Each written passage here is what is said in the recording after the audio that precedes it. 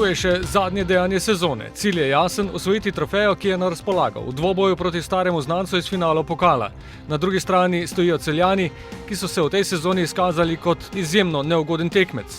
In podobno tekmo je pričakovati tudi tokrat. Energija je na vrhu, napetost, mi vsak dan treniramo napetost, treniramo s pritiskom, za nas smo že navajeni tem in komaj čakamo, to je naš duh v garderobi, v ekipi, komaj čakamo, da igramo ta tekmo in da jo zmagamo. In bo zelo težka tekma in kdo bo več bo fajtal na igrišču, bo zmagal. Kljub naporni sezoni, v kateri ima kar nekaj nogometašev v nogah že več kot 30 tekem, je v nogometaših dovolj energije in moči za 9. pokalni naslov, zatrjujejo. Moštvo je pripravljeno tudi na morebitno podaljšanje igranja do 120 minut, kot je bilo denimo potrebno v polfinalu proti Zavrču. Pokal je ponavadi zelo tak nepredvidljiv.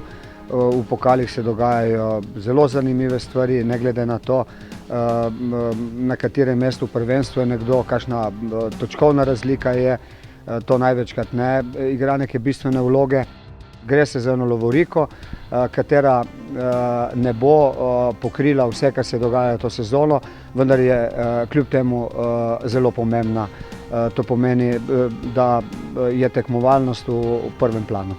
Jaz sem včeraj na treningu videl vznemirjenost in to tisto pozitivno vznemirjenost, da bilo jih je slišati, bilo je energično, dovolj in to je znak, da fantje tekmo komaj čakajo.